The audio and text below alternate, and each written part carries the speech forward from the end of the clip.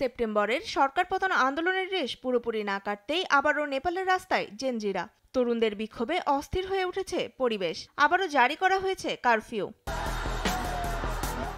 সামাজিক যোগাযোগ মাধ্যম নিষেধাজ্ঞা ও দুর্নীতির বিরুদ্ধে সেপ্টেম্বরে জেনজিদের সরকার পতনের তীব্র আন্দোলনের মুখে ক্ষমতা ছেড়ে দিতে বাধ্য হন সাবেক প্রধানমন্ত্রী কেপি শর্মা ওলি। এবার সাবেক ক্ষমতাসীন এই দলের সমর্থকদের সঙ্গেই সংঘর্ষে জড়ালো নেপালের জেনজিরা। বৃহস্পতিবার বারা জেলার সিমারা শহরে তরুণ বিক্ষোভকারী ও ক্ষমতাচ্যুত সাবেক প্রধানমন্ত্রী কেপি শর্মা ওলির দল কমিউনিস্ট পার্টির সমর্থকরা সকাল 11টার দিকে পৃথক মিছিল বের করলে পরিস্থিতি উত্তপ্ত হয়ে ওঠে। অল্প সময়ের মধ্যেই দুপক্ষের মধ্যে হাতাহাতি শুরু হয়। বিক্ষোভকারীদের ছত্রভঙ্গ করতে পুলিশ বল প্রয়োগ করে এবং কাঁদানে গ্যাস ছুড়ে।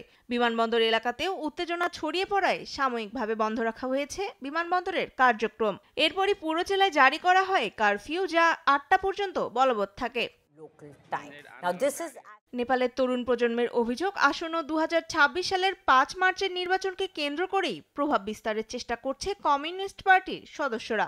সেই সঙ্গে বুধবারের সংঘর্ষে যাদের বিরুদ্ধে অভিযোগ দায়ের করা হয়েছিল তাদের এখনো আটক করেনি পুলিশ, এমনটা অভিযোগ তাদের। এদিকে নেপালের অন্তর্বর্তী সরকারের প্রধান সুশীলা কার্কি উত্তেজনা প্রশমনে আহ্বান জানান জেনজিদের। সেই সঙ্গে আসন্ন নির্বাচনের আগে অপ্রয়োজনীয় রাজনৈতিক সংঘাত থেকে দূরে থাকারও নির্দেশ দেন তিনি।